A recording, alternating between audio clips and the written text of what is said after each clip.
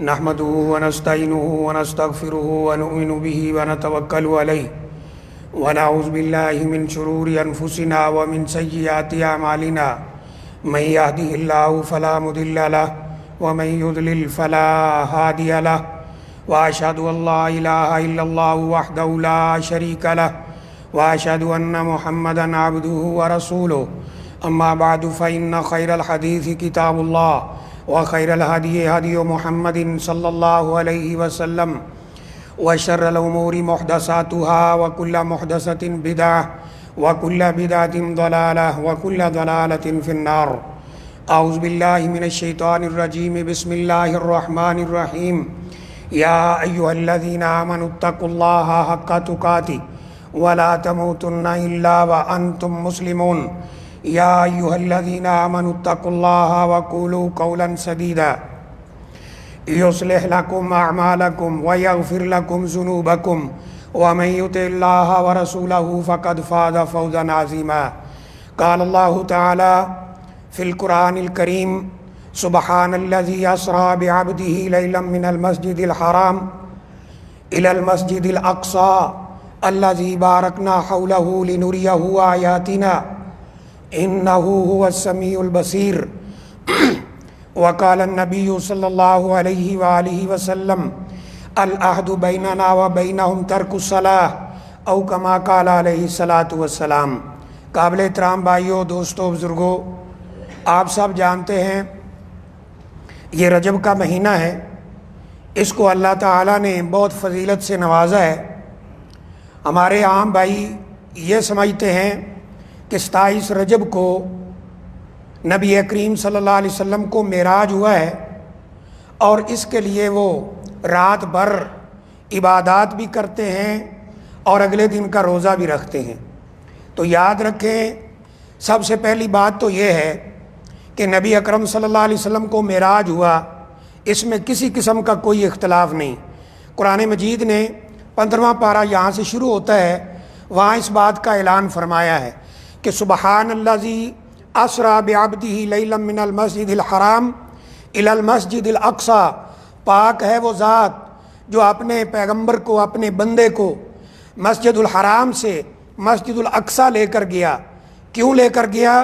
لنریہ من آیاتنا، تاکہ وہاں جو ہماری آیات، بڑی بڑی نشانیاں ہیں، وہ دکھائی جائیں. اور وہ مسجد ہے الذی بارکنا حولہ لنریہ من آیاتنا. یہ بابرکت جگہ ہے، مقدس جگہ ہے، تاکہ ہم اپنے پیغمبر کو اپنی بڑی بڑی نشانیاں دکھلائیں. اس بات میں کوئی شک نہیں کہ آپ کو معراج ہوا ہے. بیت اللہ شریف سے مسجد الحرام سے آسمانوں کی سیر، جنت اور جہنم کی سیر، یہ آپ کو کروائی گئی. لیکن کسی بھی قابل اعتبار مورخ نے اس بات کے اوپر کوئی اتفاق نہیں کیا کہ یہ 27 رجب کو ہے. نہ ہی میرے بھائیوں دن اس کا مقرر ہے، نہ تاریخ مقرر ہے، نہ سال مقرر ہے. آپ تاریخ اسلام کی معتبر ترین کتابیں پڑھ لیں، البدایہ والنہایہ ابن کثیر رحمۃ اللہ علیہ کی، جن کی تفسیر آپ کے ہاتھوں میں تفسیر ابن کثیر موجود ہے، یہ پڑھ لیں. البدایہ والنہایہ امام ذہبی کی تاریخ اسلام پڑھ لیں، اور ابن سعد کی طبقات ابن سعد پڑھ لیں.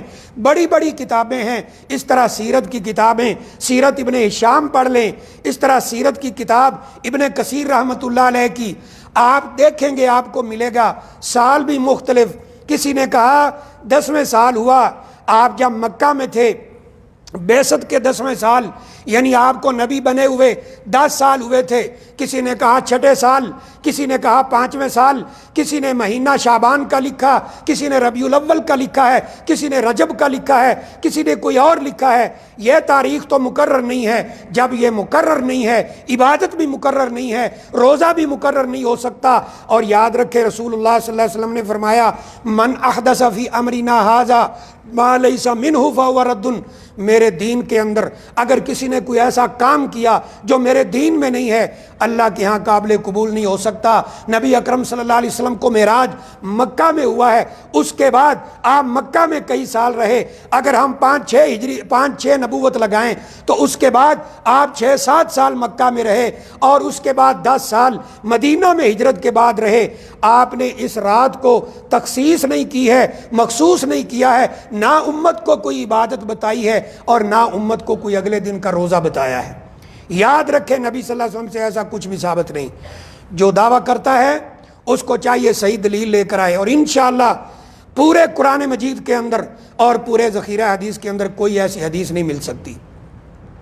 لیکن ایک بات، جیسے میں نے عرض کیا، معراج تو ہوا ہے، آپ نے جنت اور جہنم کی سیر کی ہے، لیکن کبھی ہم نے غور کیا کہ اس معراج کے اندر جو نبی صلی اللہ علیہ وسلم کو اتنی عزت بخشی گئی، آپ کو بیت اللہ شریف کے اندر تھے، یعنی آپ قریب سوئے ہوئے تھے ایک گھر کے اندر، ام ہانی رضی اللہ تعالیٰ عنہا کا گھر ہے، وہاں آپ کا سینہ چاک کر کے آپ کے دل کو دھویا گیا، اور کیا کہا گیا؟ ھذا حظک من الدنیا، آج کے بعد اس دل کے اندر دنیا کی کوئی رغبت پیدا نہیں ہو سکتی۔ کیا ہمارے دلوں میں بھی ایسے ہی ہے؟ کیا ہم دنیا سے بے نیاز ہیں؟ کیا ہم دنیا کو دوسرے نمبر پہ رکھتے ہیں، دین کو پہلے نمبر پہ رکھتے ہیں؟ اگر تو یہ بات ہے پھر معراج کی حکمت ہمیں سمجھ آ جائے گی، اور اگر یہ بات نہیں ہے تو پھر ہمیں معراج کی حکمت بھی سمجھ نہیں آئی ہے۔ پھر اگلے نمبر پر دیکھیں، نبی صلی اللہ علیہ وسلم کو بیت المقدس میں لے جایا گیا۔ نبی کریم صلی اللہ علیہ وسلم فرماتے ہیں، جبرائیل علیہ الصلوۃ والسلام نے میرا ہاتھ پکڑا، مصلی پہ کھڑا کیا، صلی بالناس، اے نبی کریم صلی اللہ علیہ وسلم لوگوں کو نماز پڑھائیے۔ آپ نے 2 رکعت نماز پڑھائی۔ جب نماز پڑھا کر فارغ ہوئے، جبرائیل علیہ الصلوۃ والسلام پوچھتے ہیں، کیا آپ کو پتہ ہے من صلی خلفک، آپ کے پیچھے نماز پڑھنے والے کون ہیں؟ نبی کریم صلی اللہ علیہ وسلم نے فرمایا، مجھے نہیں پتہ ہے کہ یہ میرے پیچھے پڑھنے والے کون ہیں۔ جبرائیل علیہ الصلوۃ والسلام فرماتے ہیں، آدم علیہ الصلوۃ والسلام سے لے کر آپ سے پہلے نبی تک سارے نبیوں نے آپ کے پیچھے کھڑے ہو کر نماز پڑھی ہے۔ امام الانبیاء کا لقب یہاں ملا ہے۔ کیا نماز کے لیے ہمارا شوق بھی ایسے ہی ہے؟ پھر ذرا اور آ جائیے، آپ کو آسمانوں پر لے جایا گیا، جہاں پر سدرۃ المنتہا آیا، جبرائیل علیہ الصلوۃ والسلام بھی وہاں رک گئے، آپ آگے تشریف لے گئے۔ جب واپس آئے، موسیٰ علیہ الصلوۃ والسلام سے ملاقات ہوئی، آپ اللہ کے پاس گئے تھے، کیا تحفہ آپ کو اللہ نے دیا ہے؟ فرمایا، فرض اللہ علی امتی 50 صلاۃ، میرے رب نے، میرے اللہ نے، میرے پروردگار نے مجھے ایسا تحفہ دیا ہے، نماز کا تحفہ دیا ہے، میری امت پر اللہ تعالیٰ نے 50 نمازیں فرض کر دی۔ اللہ اکبر! کبھی سوچنے کا موقع ملا؟ کبھی کاروبار سے فرصت ہو، کبھی لیموزین چلانے سے فرصت ہو، کبھی فیکٹری میں کام کرنے سے، اوور ٹائم لگانے سے فرصت ہو، تو ذرا سوچئے گا، اگر جمعہ کا حکم آتا ہے، قرآن کے اندر نبی صلی اللہ علیہ وسلم دنیا میں تشریف فرما ہے، اللہ قرآن مجید میں جمعہ کی فرضیت کے احکام اتارتے ہیں، روزے کے احکام آتے ہیں، آپ دنیا میں موجود ہیں، روزے کے احکام دنیا میں اترتے ہیں، لیکن جب اللہ تعالیٰ نے نماز کو فرض کیا ہے تو دنیا میں نہیں اتارا، نبی صلی اللہ علیہ وسلم کو اپنے پاس بلا کر نماز کا تحفہ دیا ہے۔ کیا نماز کے لیے ہمارا شوق ہے کہ جو آسمانوں پر بلا کر آپ کو تحفہ دیا گیا تھا، آپ کی امت پر نمازیں فرض کی گئی تھیں، ان کے لیے ہمارا شوق کتنا ہے؟ ذرا کبھی ہم نے اس بات پہ غور کیا ہے؟ موسیٰ علیہ الصلوۃ والسلام سے ملاقات ہوئی، موسیٰ علیہ الصلوۃ والسلام کہنے لگے، ان امتک لا تطیق ھذا، آپ کی امت 50 نمازیں نہیں پڑھے گی، جائیے اللہ تعالیٰ کے پاس نمازوں میں تخفیف کا سوال کیجئے، اللہ نمازیں کم کر دے۔ نبی صلی اللہ علیہ وسلم موسیٰ علیہ الصلوۃ والسلام کی بات سن کر اللہ کے پاس واپس جاتے ہیں، 10 نمازیں کم ہوتی ہیں، پھر موسیٰ علیہ الصلوۃ والسلام بھیجتے ہیں، 10 نمازیں کم ہوتی ہیں، پھر 10 کم ہوتی ہیں، پھر 10 کم ہوتی ہیں، اللہ اکبر۔ اور نبی صلی اللہ علیہ وسلم فرماتے ہیں میں اپنے رب اور موسیٰ علیہ الصلوۃ والسلام کے درمیان چکر لگاتا رہا حتیٰ کہ اللہ نے 5 نمازیں کر دی۔ میں پھر موسیٰ علیہ الصلوۃ والسلام کے پاس آیا، کہا ابھی بھی جائیے، 5 نمازیں بھی آپ کی امت نہیں پڑھے گی، اتنی طاقت بھی نہیں رکھے گی۔ میں نے جربت بنی اسرائیل، میں نے بنی اسرائیل کا تجربہ کیا ہے، اپنی امت کو دیکھا ہے، آپ بھی جائیے نمازیں کم کروائیے۔ فرمایا اب تو مجھے شرم آنے لگ گئی ہے، 50 نمازیں تھیں، 5 رہ گئی ہیں، اب میں واپس نہیں جاؤں گا۔ جب نبی صلی اللہ علیہ وسلم نے واپس جانے سے انکار کر دیا، اللہ کا فضل و کرم دیکھیے، اللہ تعالیٰ نے نبی کریم صلی اللہ علیہ وسلم کو مخاطب کر کے فرمایا آپ کی امت 5 نمازیں پڑھے گی، میں 50 کا ثواب عطا کر دوں گا۔ اللہ اکبر، اتنا پیارا رب، اتنا مہربان رب ہمارے ساتھ۔ یا ایھا الانسان ما غرک بربک الکریم، اے انسان بتا تو صحیح تجھے اتنے پیارے رب سے کس چیز نے دور کر دیا ہے؟ اور تیری ملازمت نے دور کر دیا، تیرے بیوی بچوں نے دور کر دیا، تیری جاب نے دور کر دیا، تیرے بزنس اور کاروبار نے دور کر دیا۔ اللہ اکبر، دنیا کے لیے اپنا ملک بھی چھوڑا، بیوی بچے بھی چھوڑے، ماں باپ بھی چھوڑے، بہن بھائی بھی چھوڑے، رشتہ دار بھی چھوڑے، دوست احباب بھی چھوڑے، اور چھوڑ کر یہاں آئے۔ 8 گھنٹے ڈیوٹی، 4 گھنٹے اوور ٹائم، اور دن کے 24 گھنٹوں میں 12 گھنٹے دنیا کے لیے دیتے ہو۔ اس نماز کے لیے 1.5 گھنٹہ بھی آپ کے پاس نہیں ہے، 5 نمازوں کا وقت لگائیں، 1.5 پونے 2 گھنٹے بنتے ہیں۔ اگر وہ بھی نہیں ہے پھر قیامت کا دن ہوگا، اللہ تعالیٰ کے سامنے ہمارے پاس کوئی جواب نہیں ہوگا۔ اور نبی صلی اللہ علیہ وسلم نے کیا فرمایا تھا؟ العہد بیننا و بینہم ترک الصلاۃ۔ اگر کافروں اور مسلمانوں کے درمیان فرق دیکھنا ہو تو نماز کا فرق ہے۔ اگر نماز پڑھتا ہے تو مسلمان، اور اگر نماز نہیں پڑھتا تو اس کا میرے دین کے ساتھ کوئی تعلق نہیں ہے۔ من ترک الصلاۃ متعمدا فقد کفر، ایک نماز چھوڑ دینے والا وہ اپنے آپ کو کفر کے اندر لے جاتا ہے۔ شیطان نے ایک سجدہ نہیں کیا تھا میرے بھائیوں، یہ باتیں حقیقت ہیں، حقیقت۔ ہم وہ مولوی نہیں ہیں جو جھوٹے سچے قصے سنائیں، جو کچی پکی روٹی ہیر رانجھا کی کتابیں سنائیں۔ یہ وہ الفاظ ہیں جو رسول اللہ صلی اللہ علیہ وسلم کی زبان اطہر سے ادا ہوئے ہیں۔ اللہ نے قرآن مجید میں اس کتاب میں فرمایا فَخَلَفَ مِن بَعْدِهِمْ خَلْفٌ أَضَاعُوا الصَّلَاةَ وَاتَّبَعُوا الشَّهَوَاتِ۔ اور جب پیغمبر دنیا سے چلے گئے، پہلے بھی پیغمبر دنیا میں آئے، انہوں نے اپنی قوموں کی تربیت کی، لوگ پکے نمازی بن گئے، ان کے اصحاب، ان کے حواری پکے نمازی بن گئے۔ جب پیغمبر دنیا سے چلے گئے فَخَلَفَ مِن بَعْدِهِمْ خَلْفٌ أَضَاعُوا الصَّلَاةَ وَاتَّبَعُوا الشَّهَوَاتِ، ان کے جانے کے بعد آہستہ آہستہ جب وقت گزرتا گیا، ایسے لوگ آئے جنہوں نے 2 قسم کے کام کیے۔ وہ 2 قسم کے کام کیا ہیں؟ أَضَاعُوا الصَّلَاةَ، نمازوں کو ضائع کر دیا، وَاتَّبَعُوا الشَّهَوَاتِ، اور جو دل میں آیا وہ کیا، اپنی خواہشات کی پیروی کی۔ اللہ فرماتے ہیں فَسَوْفَ يَلْقَوْنَ غَيًّا، ان قریب جہنم کی غش وادی کے اندر پھینکے جائیں گے۔ اور فرمایا یہ غش وادی وہ ہے جو جہنم کی سب سے خطرناک وادی ہے، جہنمی بھی اس وادی سے پناہ مانگتے ہیں۔ اور جو نماز پڑھتے ہیں نا ماشاءاللہ، عشاء کی نماز جماعت کے ساتھ پڑھ لیں، رسول اکرم صلی اللہ علیہ وسلم فرمایا عشاء کی نماز جماعت کے ساتھ پڑھنے والا اللہ تعالیٰ آدھی رات کا ثواب اس کے حصے میں لکھ دیتا ہے۔ اور اگر فجر کی نماز بھی جماعت سے پڑھتا ہے، ساری رات سویا بھی رہا نا میرے بھائیوں، تہجد نہیں پڑھ سکا، اٹھ کے نفل نہیں پڑھ سکا، فرمایا فجر کی نماز جماعت سے پڑھی، عشاء کی نماز بھی جماعت کے ساتھ پڑھی، اللہ تعالیٰ اس کے لیے ساری رات عبادت کا ثواب لکھ دیتا ہے۔ اور یہ تو ہمارے فائدے کے لیے ہی تھا۔ آج یہ کرونا کی بیماری پھیلی ہوئی ہے نا، آج واللہ ڈاکٹر بھی یہ کہنے پر مجبور ہیں کہ جو شخص 5 وقت وضو کرتا ہے، ناک میں پانی ڈالتا ہے، ہاتھ دھوتا ہے، چہرہ دھوتا ہے، پاؤں دھوتا ہے، اس کو یہ بیماری اس طرح اٹیک نہیں کر سکتی جس طرح دوسرے کو کرتی ہے۔ لیکن ہم نے نمازوں کو ضائع کیا بڑی معذرت کے ساتھ۔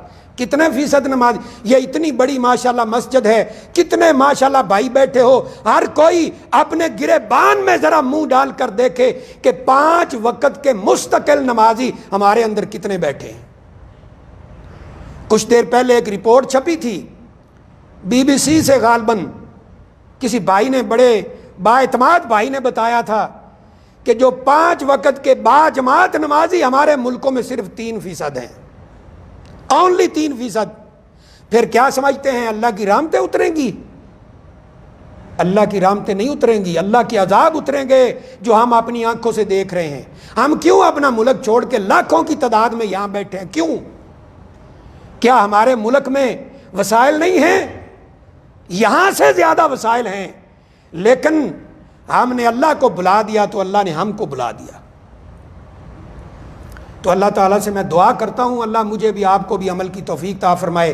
اقول قولی ھذا واستغفر اللہ لی ولکم ولسائر المسلمین من کل ذنب فاستغفروہ انہ ھو الغفور الرحیم۔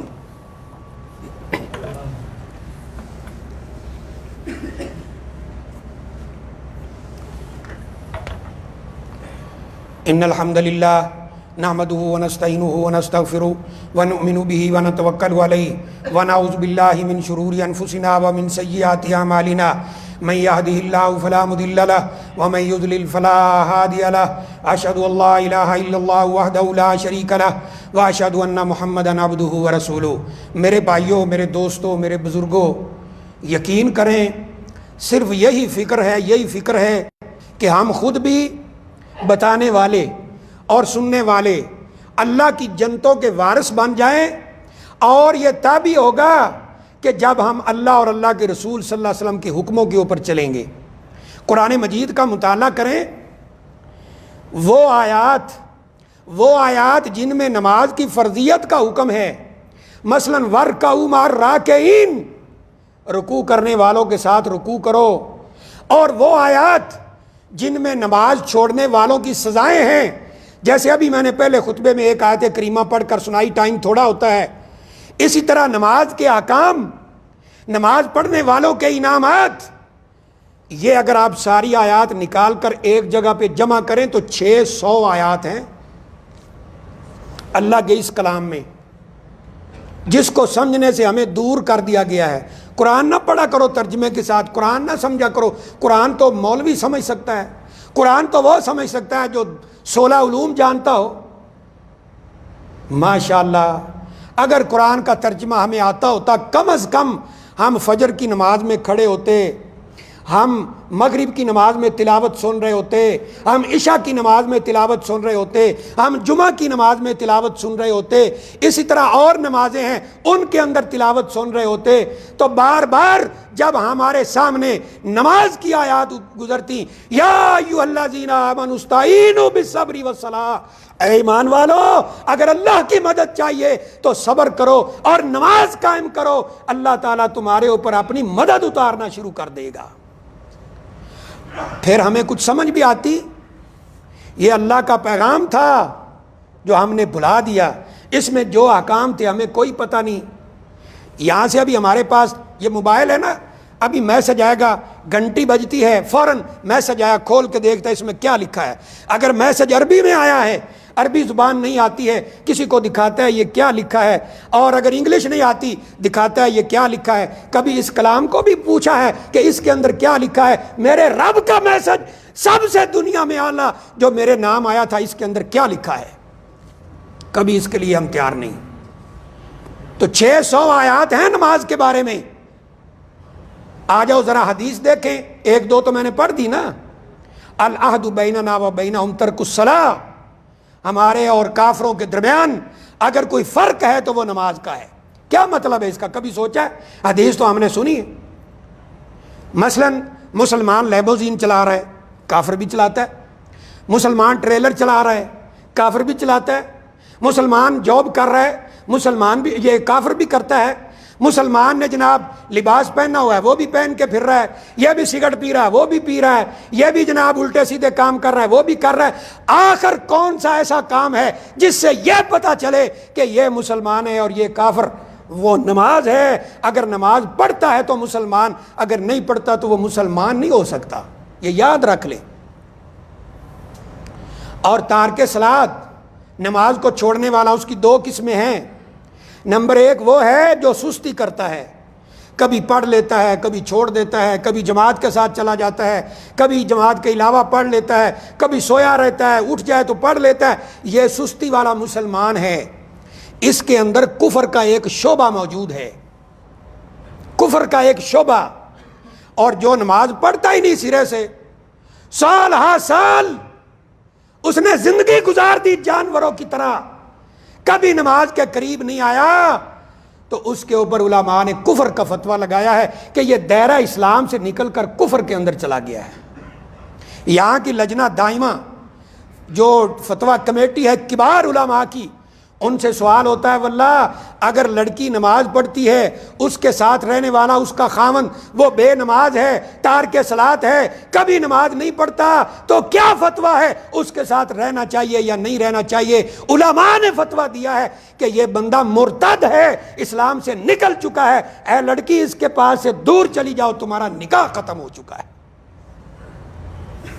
اور نماز کتنی پیاری چیز ہے، اور کبھی سنا تو کرو کہ آخر یہ حقیقت کیا ہے، قرآن کیا ہے، حدیث کیا ہے، دین کیا ہے، اسلام کیا ہے، وہ کبھی سنا تو کرو۔ ہم جیسے فقیروں سے نبی صلی اللہ علیہ وسلم فرمایا کرتے تھے، حضرت بلال رضی اللہ تعالیٰ عنہ کو جب نماز کا وقت ہوتا تھا، ارحنا یا بلال، اے بلال اذان پڑھ کے ہماری آنکھوں کو ٹھنڈا کرو، نماز پڑھیں گے، ہم پڑھیں گے، تو پڑھے گا، میں پڑھوں گا، میں نماز پڑھاؤں گا، صحابہ اکرام میرے پیچھے نماز پڑھیں گے، اس سے میری آنکھیں ٹھنڈی ہو جائیں۔ آنکھیں ٹھنڈی نماز سے ہوتی تھیں۔ آج ہم کس چیز سے کرتے ہیں؟ ڈراموں سے، موبائل سے، گندے مناظر سے۔ نماز سے آنکھیں ٹھنڈی ہوتی تھی میرے بھائی، نماز سے ارحنا یا بلال، اے بلال اذان پڑھ کے ہمارے دل کو سکون پہنچاؤ، ہماری آنکھوں کو سکون پہنچاؤ، ہمارے جسم کو سکون پہنچاؤ۔ نماز سکون کا ذریعہ ہے۔ الا بذکر اللہ تطمئن القلوب، اے لوگو یاد رکھو، اللہ کو یاد کرو گے تمہارے دلوں کو سکون ہوگا۔ اور اللہ کی یاد کے لیے عبادات کے اندر سے سب سے بڑھ کر نماز ہے۔ جو نماز نہیں پڑھتا، رب کعبہ کی قسم ہے اس کے دل کو سکون نہیں ہو سکتا۔ آگے صحابہ اکرام کی طرف آ جائیں۔ ہم کوئی قصے کہانیاں سنانے والے تو نہیں ہیں۔ صحابہ اکرام کیا کہتے ہیں؟ کہتے ہیں جو مسجد میں نہیں آتا تھا ایک دن دو دن مسلسل، تو ہم کیا کہتے تھے؟ انہ منافق معلوم النفاق، یہ بندہ منافق ہے جس نے اوپر سے کلمہ پڑھا ہے، دل سے نہیں پڑھا۔ کیونکہ مدینہ میں منافق بھی تھے جنہوں نے موقع دیکھا کہ نبی صلی اللہ علیہ وسلم کے پاس پاور آ گئی ہے، تو اب ہم ایسا کریں اوپر سے کلمہ پڑھ لیں، جب موقع ملے گا ہم غالب آ جائیں گے۔ یہ عبداللہ بن ابی اینڈ پارٹی، یہ منافق، یہ اوپر سے کلمہ پڑھتے تھے۔ صحابہ اکرام فرماتے ہیں جو مسلسل نماز پڑھنے نہیں آتا تھا، ہم اس کے لیے فیصلہ کرتے تھے یہ پکا منافق ہے، اس کا اسلام کے ساتھ کوئی تعلق نہیں۔ ذرا اور نیچے آ جائیں۔ میں اگر تابعین کی بات کروں، مشہور تو اتنا وقت ہی نہیں ہے، صرف 4 ائمہ کی بات بتاتا ہوں جو ہمارے ہاں مشہور ہے نا جی، 4 امام ہیں، کسی ایک امام کے پیچھے چلنا چاہیے۔ تو ہم کہتے ہیں ان 4 اماموں سے پوچھو نا ذرا بے نماز کے بارے میں کیا کہا تھا۔ امام ابو حنیفہ رحمہ اللہ سے پوچھا گیا، الہدایہ، دیگر فقہ حنفی کی کتابیں ان میں یہ عبارت موجود ہے، ان سے پوچھا گیا ماذا تقول عن تارک الصلاۃ، جو بے نماز ہے اس کے بارے میں آپ کیا کہتے ہیں؟ فرمایا یسجن، اس کو جیل میں بند کر دو، ویستتاب، اور اسے کہو توبہ کرو، نماز شروع کرو۔ اگر نماز شروع کر دے فخلی سبیلہ، اس کا رستہ چھوڑ دو، آزاد کر دو، اور اگر وہ نماز نہ پڑھے فیقتل تعزیرا، اسلام کی تعزیر لگا کر اس کی گردن اتار دو۔ باقی تینوں ائمہ نے تو تعزیر کی بھی بات نہیں کی، انہوں نے کہا فَيُقْتَلُ حَدًّا، اس کو حد اسلامی سزا یہ ہے کہ اس کی گردن اڑا دی جائے۔ کسی نے پوچھا کہ آپ یہ سزا کہاں سے لے رہے ہیں؟ یہ جو کہہ رہے ہیں نا کہ اس کی سزا گردن کاٹنا ہے، یہ کہاں سے لے رہے ہیں؟ تو انہوں نے کہا کہ تارک الصلاۃ مرتد عن الاسلام، یہ جو بے نماز ہے یہ اسلام سے نکل چکا ہے، مرتد ہے، اپنے دین سے پھر چکا ہے۔ اور نبی صلی اللہ علیہ وسلم نے فرمایا ہے من بدل دینہ فاقتلوہ، جو اپنا دین بدل لے اس کو قتل کر دو۔ کہا یہ ہے دلیل، اس نے اپنا دین بدلا ہے، اس کو قتل کر دو۔ یہ تینوں ائمہ کا فتویٰ ہے۔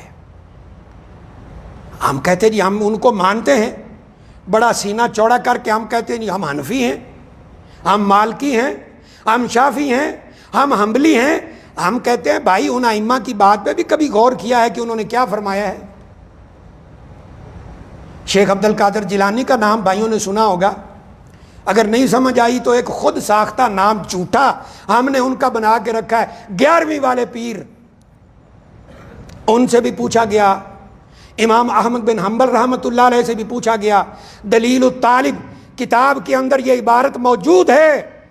کہا تارک صلاۃ کے بارے میں آپ کیا کہتے ہیں؟ جو نماز نہیں پڑھتا کیا کہتے ہیں؟ فرمایا میرا پہلا فتویٰ یہ ہے کہ اس کے برتن جو ہے نا مسلمانوں سے الگ کر دیے جائیں۔ نمازی لوگوں کے ساتھ بیٹھ کے کھانا نہیں کھا سکتا مسلمانوں کے ساتھ۔ اور دوسرا فتویٰ وَإِن مَاتَ فَلَا يُصَلَّى عَلَيْهِ، اگر وہ مر جائے اس کا نماز جنازہ نہ پڑھا جائے، وَلَا يُدْفَنُ فِي مَقَابِرِ الْمُسْلِمِينَ، اور اسے مسلمانوں کے قبرستان میں بھی دفن نہ کیا جائے۔ پوچھا گیا اگر جنازہ بھی نہیں پڑھا گیا، مسلمانوں کے قبرستان میں دفن بھی نہیں کیا گیا، تو پھر کیا کریں، کیسے جان چھڑائیں اس میت سے؟